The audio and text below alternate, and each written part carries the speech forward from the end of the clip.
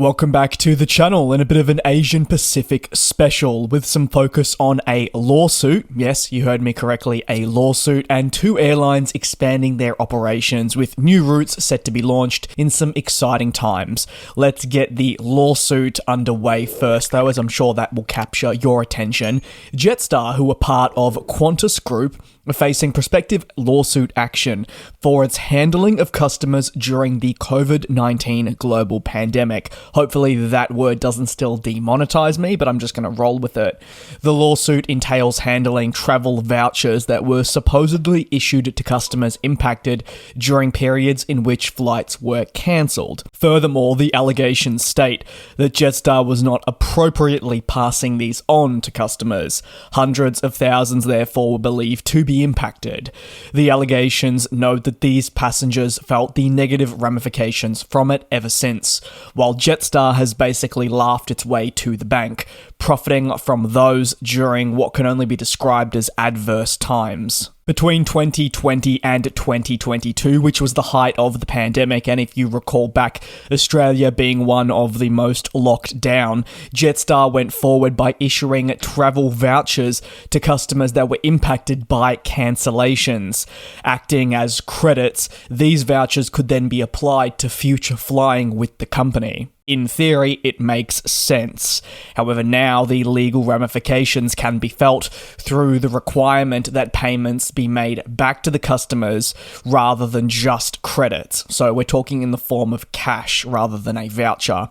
Moreover, alarm bells have begun to ring when the credits are also allegedly at a significantly lower rate than what customers initially paid for. These credits allegedly have a lower value than the initially paid amount that I speak of, which would have therefore affected customers' ultimately finances when they tried to go in and fix their booking. And by the time they did such a thing, well, the likely thing was they were more out of pocket than when they started, which is obviously a position they shouldn't have been in. Echo Law is behind the class action lawsuit and is a firm known directly for being responsible for actually another ongoing case in Australia, and shock horror, it relates to the mainline Qantas.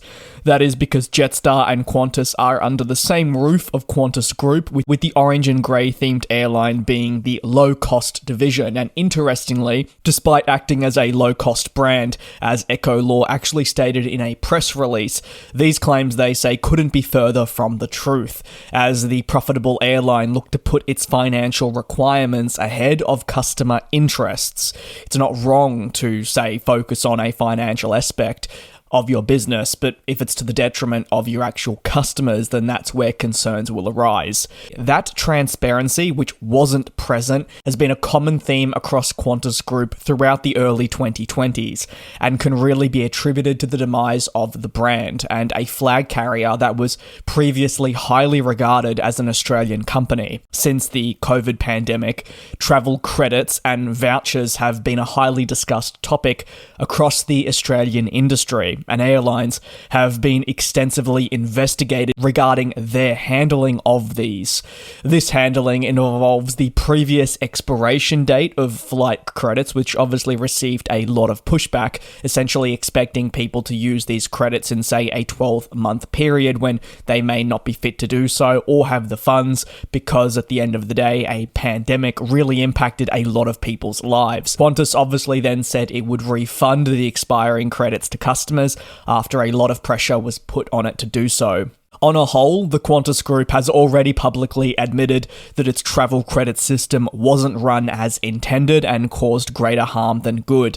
It had looked to put this behind it until now, when Jetstar's handling of the credits is being revisited once more with fresh allegations.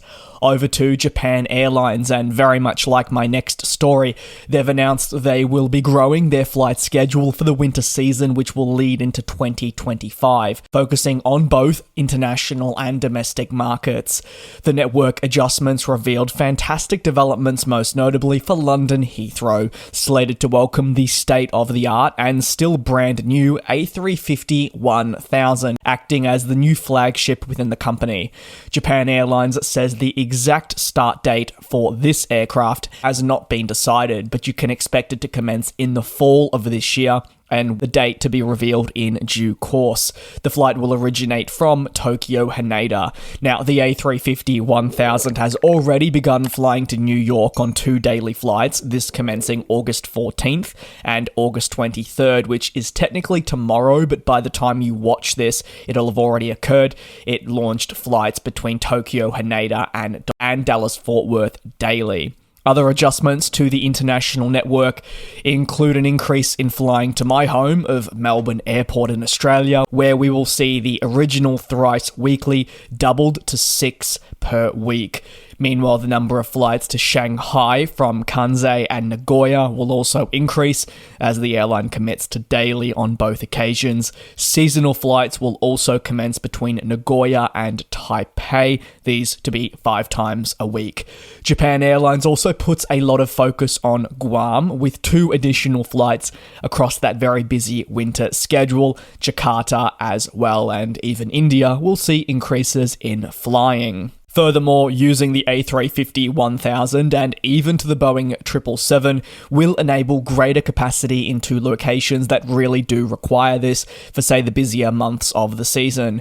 Take a look at the Hawaiian space. Now, this is always incredibly busy between Japan and Hawaii, but during the Honolulu Marathon and the upcoming New Year season, Japan says flights will be upgraded to the 777 so that first class can be included. And as for the future of the A350-1000, well, it must be said that as more are delivered, the airline expects to continue rolling this out to either existing or new locations. Over to all Nippon Airways, more commonly referred to as just ANA, and although I say over to, I should probably say more so neighbouring Japan Airlines. They've announced also some adjustments to their flights schedule for the second half of the 2024 financial year.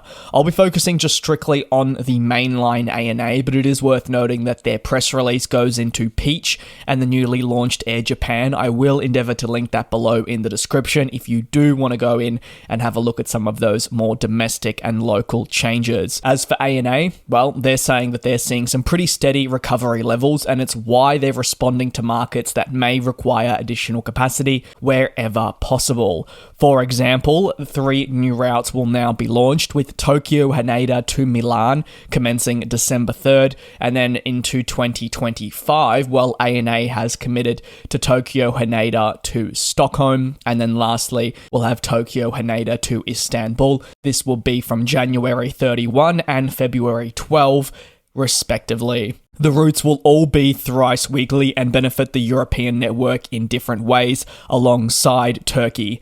8 countries are now served and 9 cities are included in that. However, when you factor in that ANA has the relationships with many other existing airlines, the network extends far greater than that. We will see the resumption of flying between Tokyo, Narita and Perth. Haneda to Bangkok will also see an increase with up to 3 flights per day from early 2025. Hong Kong also to experience some growth from October of this year. So much is happening within Japan, and it's very exciting to see.